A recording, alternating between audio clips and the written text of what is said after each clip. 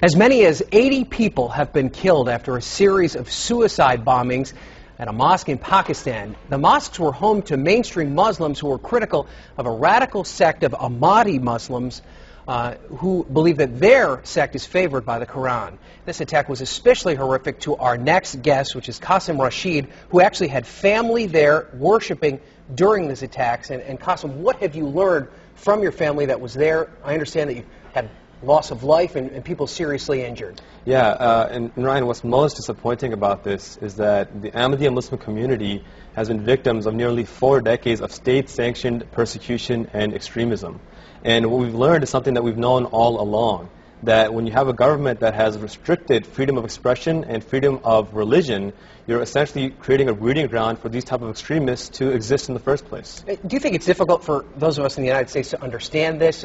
Probably a lot of people that aren't Muslim probably group all Muslims into one category. To learn that certain sects of Muslim groups are attacking other sects of Muslim groups? Yeah, in fact, I myself have received several emails where people are surprised about this. And the unique difference is that the members of the Ahmadiyya Muslim community are essentially Muslims who believe in the Messiah. We believe in the long-awaited reformer that came to reunite mankind under the banner of peace.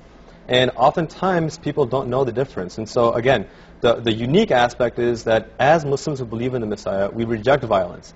And as I mentioned last time I was on here, that rejection of violence is one of the reasons why these types of laws were passed against us in the first place. So what must it be like? You've told me before that you've been to this mosque before. Was it always nerve-wracking for your family to go and openly worship in a way that was opposed to what the government and this radical group believed was okay? Well, certainly that threat is always there. And since 1984, they've actually made it a criminal offense for Muslims who believe in the Messiah to worship openly. So whenever you go out, you know that consequence could be there. And as a result, you take extra precautions. In this particular scenario, from what I've understood, we had security on staff, but this was such a coordinated attack that they took out the security right away. Okay. Well, our thoughts are with you and your family, and good luck with as you start to sort through this terrible tragedy. Thank you so much. All right.